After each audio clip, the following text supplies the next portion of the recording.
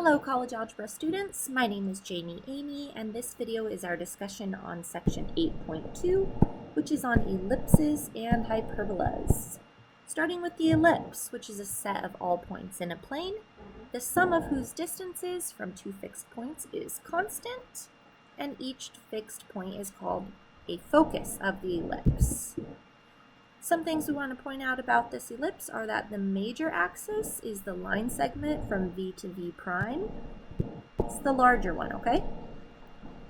The minor axis is the line segment from B to B prime, which is the smaller one. Note that the foci are always on the major axis.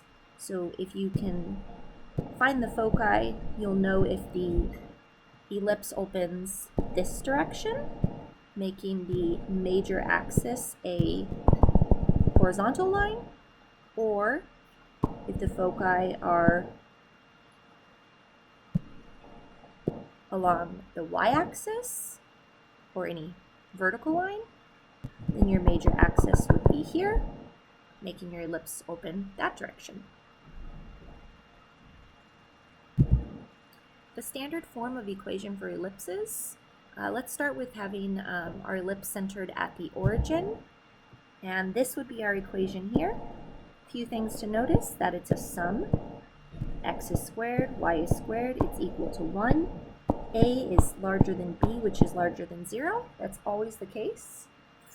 And if this is the form of our ellipse, it opens like this, having the major axis be a horizontal line.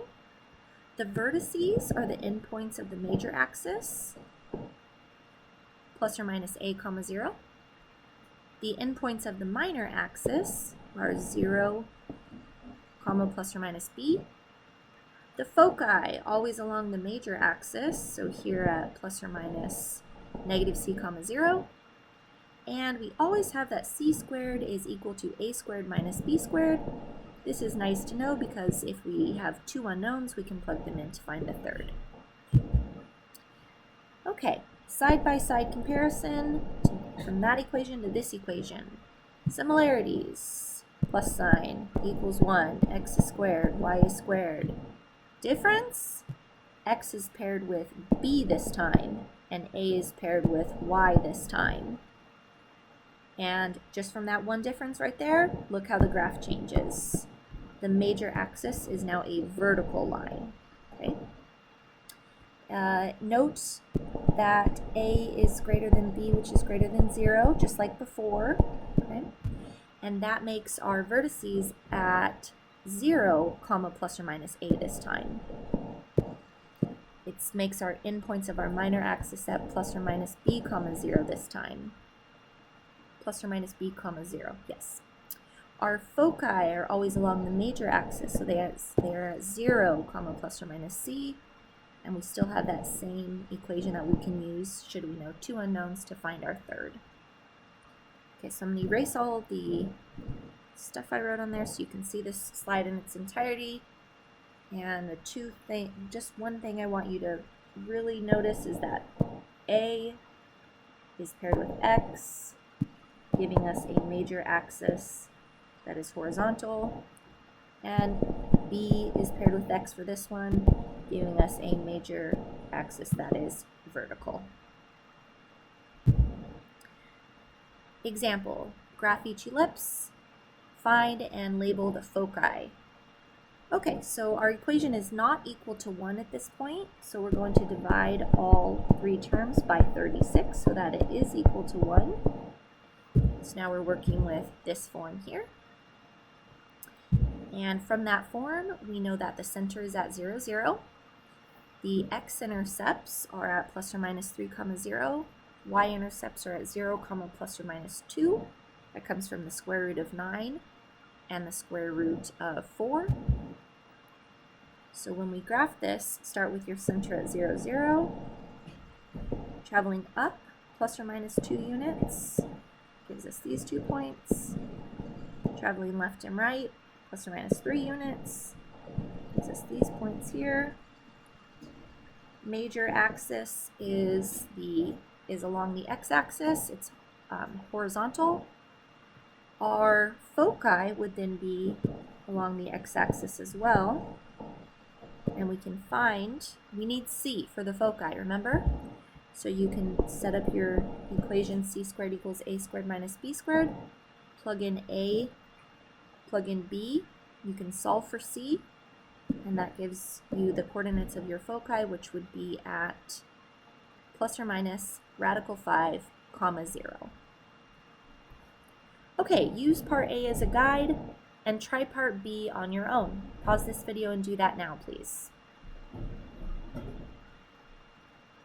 Welcome back. Let's see how you did. If you divided by 64 to start off, nice job. Your center would then be at 0, 0. Your x-intercepts are at the square root of 16, so plus or minus 4, comma 0. Y-intercepts come from the square root of 64, 0, comma plus or minus 8. And if your graph looks something like this, you got it right. Good job. Start with the center, travel up and down 8 units, gives you this point as well as this point. Side to side 4 units gives you this point and this point. You then connect the dots to obtain all the points on the ellipse. Notice that the major axis is a vertical line, so your foci here and here would be at 0, comma, some amount. How to find that amount? You plug a and b into c squared equals a squared minus b squared, and you solve for c. So c equals plus or minus 4 radical 3. So our foci would be at 0, comma, plus or minus 4 radical 3. Example, find the equation of an ellipse having center at the origin and foci at 0, plus or minus 3. We also have a major axis being the length of 8 units total, and we're asked to give the domain and range. All right, you guys, this right here should give us some information because our foci is at 0, comma, plus or minus c. So if we just do a little sketch, nothing official here, just sketching, our foci are at 0, plus or minus 3. So here and here. And we know that foci are always on the major axis. So if the foci are on the y-axis, that means that our major axis is a vertical line. In fact, we even know that the major axis is 8 units. So foci to foci, this is only 1, 2, 3, 4, 5, 6 units. But we would know that our major axis goes from positive 4 to negative 4 like that, because it's got to be 8 units long, right?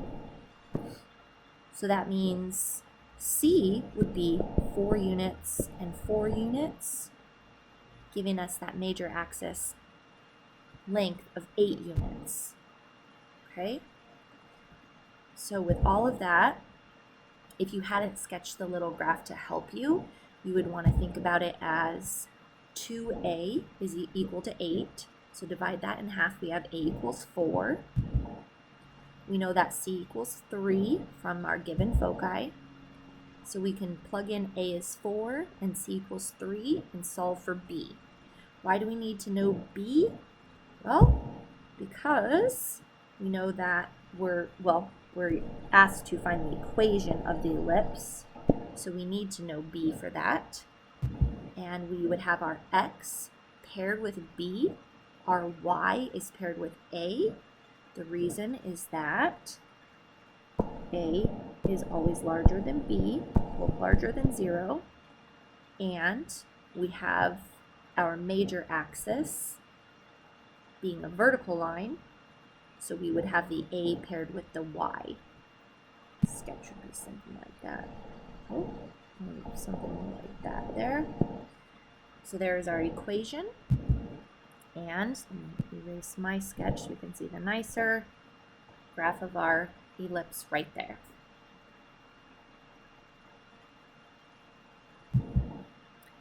Domain of this ellipse, traveling from left to right, it starts existing at negative radical 7 and stops existing at positive radical 7. Make sure you use brackets. Range, so traveling from bottom to top, starts existing at -4, stops existing at +4. Make sure you use brackets because it's inclusive. What if our ellipse is centered not at the origin? So not 0, 0. We're going to represent the center with letters H and K. So an ellipse centered at HK, similar to how we did the circle, if that helps you. And our ellipse can either have a horizontal vertical major axis or a horizontal or a vertical major axis, and that would satisfy one of these two equations.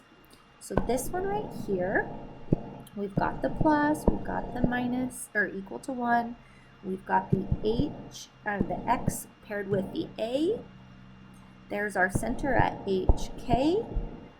And now this one, I want you to notice that since a and x are paired together, like this, a and x are paired together, that means that this particular ellipse would have a horizontal axis. So it would be an ellipse that looks like this, okay? Horizontal major axis. That's whenever you have x paired with a. Contrary to this one here, lots of similarities, plus equals 1, there's your center at HK, but this time you have x being paired with b, all right? That piece of information right there tells us when x is paired with b, that our ellipse would have a vertical major axis, something like this here. Okay, so let's work with those. First example, graph the ellipse and give the domain and range. Okay, so when we look at this, we have the plus, we have the equals 1, we have two squares, two squared terms. We have our center being at h equals 2 and k equals -1. That comes from this right here. Careful with the signs. So we also have a is always greater than b, and since in this case 16 is greater than 9, that's how we know that a is the square root of 16 and b is the square root of 9. So we have a being equal to 4 and b being equal to 3. Okay, now we check what's paired with what. This right here, the larger one, a, it's a squared actually, in that form, is paired with y. So that gives us some information. Remember, when a is paired with y, we would have, go back right here, when a is paired with y, we have an ellipse that has a vertical major axis. Okay, so let's do a little sketch of this ellipse. Start at the 0, which is at +2, -1. And we've got a is 4, so travel up 1, 2, 3, 4 units. And down 1, 2, 3, 4 units. B is 3, so travel to the left 1, 2, 3 units. And to the right 1, 2, 3 units. And then just like the circle, you can use those 4 points to sketch the graph and obtain all the points on the ellipse. All right, let's see if we did everything we need to do. We were asked to graph it and give the domain and the range. Okay, so our center is at 2, -1. So when we traveled to the, what would that be, to the left 3 units, that was at 1, 2, 3. Oh gosh, I went too far. There we go. Traveling from the left 3 units is at 1, 2, 3, which is at -1. And traveling to the right 3 units, 1, 2, 3, that would be at 2, 3, 4, 5.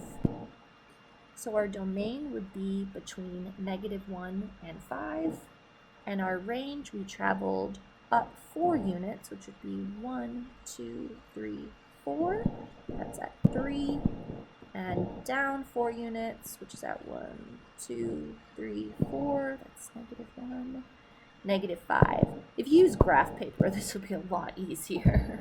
Let's see if I got them all right. Yep, looks good. Let me erase mine. It's in the way. Graph paper would have made that much easier.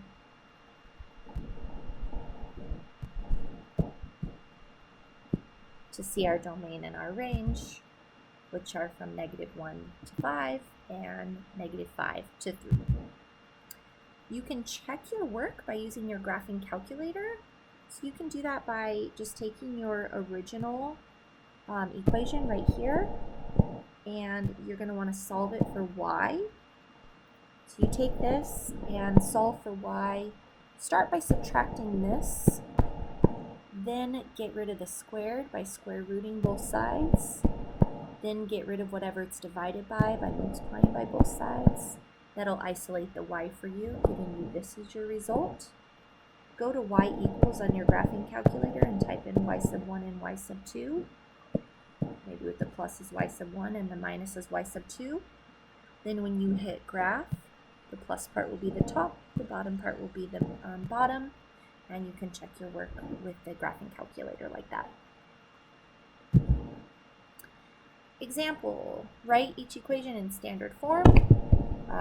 Does it graph an ellipse or not? So, all right, this doesn't look in standard form yet, but we can make it look in standard form. Group your x's and factor out a 4. Group your y's and factor out a 9.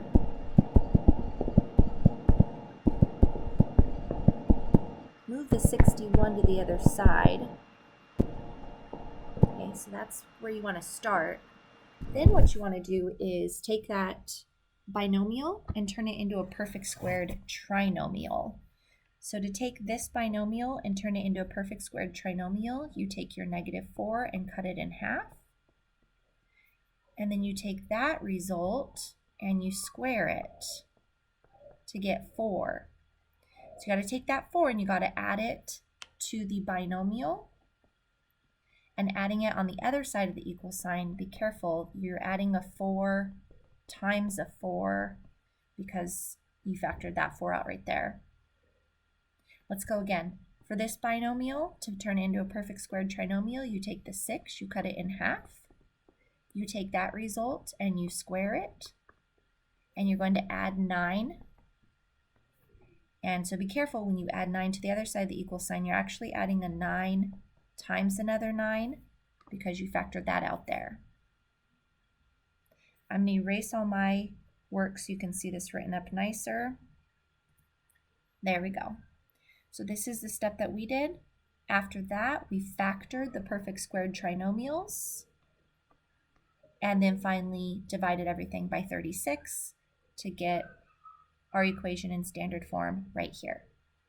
Now the question is, does that graph an ellipse? We have a plus sign, we have an equals 1, we have x squared being x term being squared, y squared being squared, 9 is positive, 4 is positive. Yes, we have an ellipse. All right, so I want you to use part A as a guide, pause this video, and try part B now. Welcome back. Let's see how you did. If you factored out a 9 from the x squared terms and added a 1, you got that part right. Nice job. If you factored out a -4 and added a 4 to both sides of the equal sign, then you got that right. This is the hard step right here. This is one we had to come up with strategically. So look at that step very carefully. Make sure you don't make any small errors. After that, it's just simplifying. So factor the perfect squared trinomials and then divide everything by 36. And here is our result, standard form. But the question is that an ellipse? And the problem is that minus sign right there. This is not an ellipse because of the minus sign. So what does this equation graph? And that leads us into our next conic section called the hyperbola. That minus sign makes it a hyperbola, which is the set of all points in a plane such that the absolute value of the difference of the distances from two fixed points is constant, and the two fixed points are called the foci of the hyperbola. So something I like to think of is the ellipse has a plus sign, and those two parabolas go toward each other. But as soon as you switch it to a minus sign, they go away from each other. It can be true this way also. If you have two hyperbolas with the plus sign going toward each other, it makes an ellipse like that. But you switch it to a minus sign, now you have a hyperbola. So the two parabolas are going away from each other. For the given figure, the center is at the origin. The foci are still plus or minus c comma 0, so that's nice. Notice that each parabola opens toward the foci. The midpoint of the line segment FF prime is the center of the hyperbola.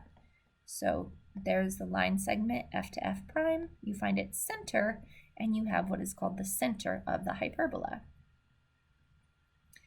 The vertices are at plus or minus a comma 0. So we've got V and V prime. Now V and V prime attached, or the segment that attaches them, would be this right here. And that represents our transverse axis. Okay, so it's longer than the segment, it would be like that. And it's called the transverse axis. The foci are always on the transverse axis. That's something you might want to note. Foci always on the transverse axis, which is the line containing the line segment V to V prime. Standard forms of equation of hyperbolas. So these should look familiar, but the difference is the minus sign in between. The vertex and foci, similar. One difference here is we start to address the asymptotes. Those are these two dashed lines that the hyperbolas approach but never actually touch. The equations of those two dashed lines are y equals plus or minus b over ax. If you're thinking about that as y equals mx plus b, for these they have a y intercept of 0 and a slope of plus or minus b over a. So rise b, run a. Okay, here we have the minus sign, so we're dealing with a hyperbola again. And you can see that this time the hyperbola opens up and down versus the last time it opens left and right, making our vertices switch to 0 plus or minus a, our foci switch 0 plus or minus c, our asymptotes, the a and the b switch, so we're at y equals plus or minus a over bx. And those are the asymptotes there again. Okay, there's something I want you guys to notice about these two equations, comparing them side by side. The x is first this time.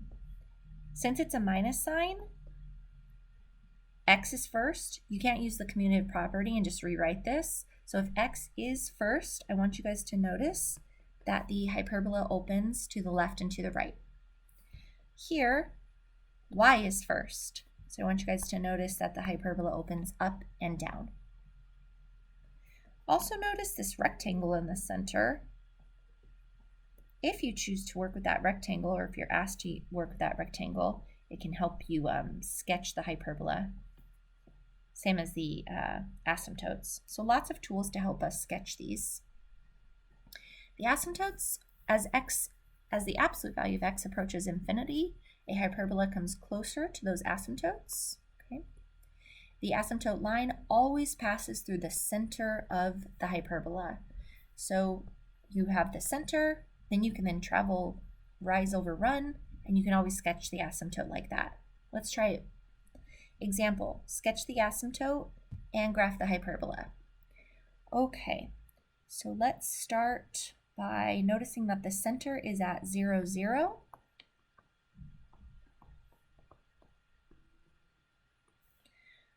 Okay, our asymptotes, we have a equals 25. A equals square root of 25, which is 5.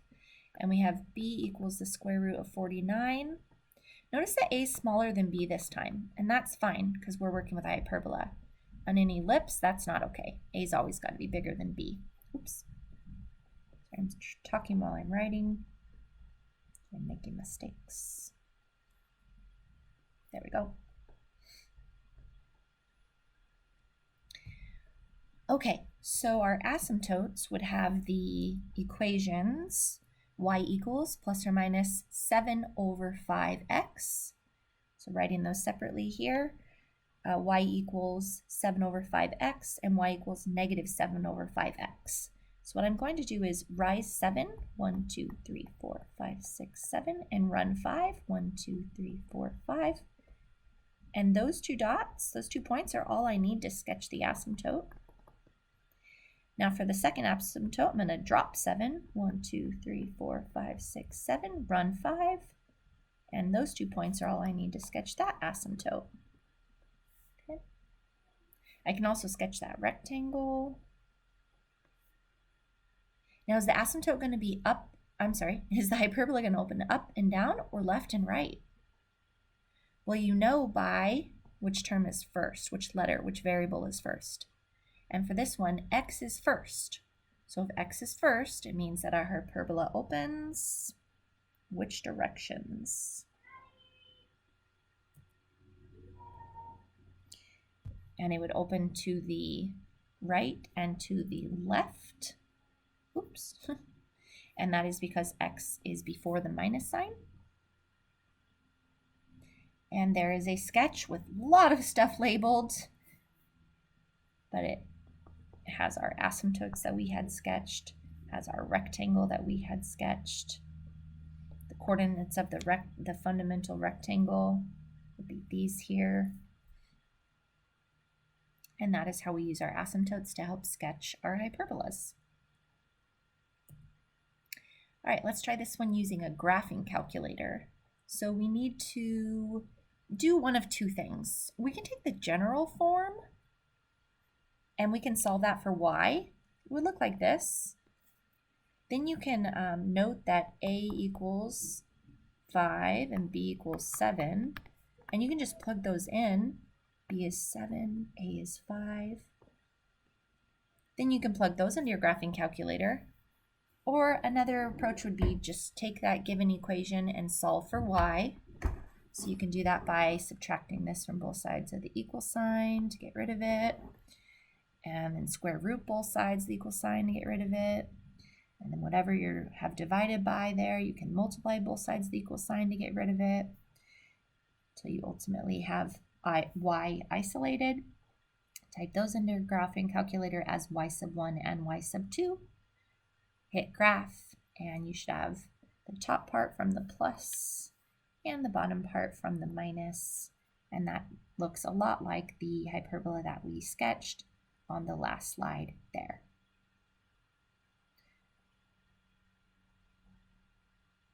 Standard form of hyperbola is centered at HK with either a horizontal or a vertical transverse axis. Satisfies one of the following equations. So here are our two equations. Lots of similarities.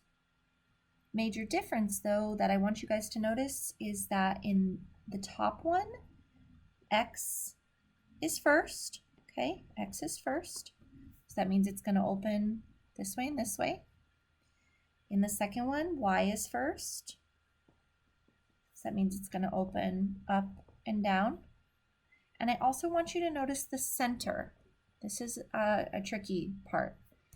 H sticks with x. K sticks with y. Even if y becomes the first term, K sticks with y. H sticks with x, okay? So just think these guys are going to stick together. H sticks with H and y sticks with K. All right, we're going to need to know that to identify the center HK, because they can move just because x and y move, and h always has to be paired with x. All right, so let's graph the hyperbola, identify the center, the domain, and the range. Okay, y is first, so does this open left and right or up and down? If you said up and down, nice job. H has to be paired with the x. So h would come from there. K has to be paired with the y. So that would come from there. A would be the square root of 9, so that's 3. b would be the square root of 4, so that's 2. So we've got a lot of information just by being able to look at the form carefully. We have our center at -3, -2. We have a is 3, b is 2. So that means that our asymptotes have slopes of -3/2 and +3/2. And we know that our asymptotes pass through the center. So we can sketch, before going straight to it, let's sketch. Okay, so our center's at -3, 2, -3, -2. And we know that our asymptotes, we're gonna rise 3, run 2, rise 3. So 1, 2, 3, run 1, 2. There's one asymptote. And for the other one, we're gonna drop 3. So 1, 2, 3, run 2. So we're here. There's another asymptote. We can sketch the rectangle. And we know that this opens upward and downward. So put your vertices right on the rectangle and then have your hyperbola approach your asymptotes. So there's my sketch. Let me erase mine and show you one that's a bit nicer. Whoops. And to erase all. There we go.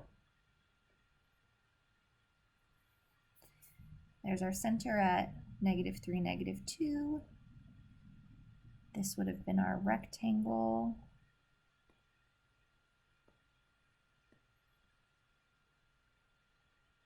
Notice that this is on the rectangle, this is on the rectangle.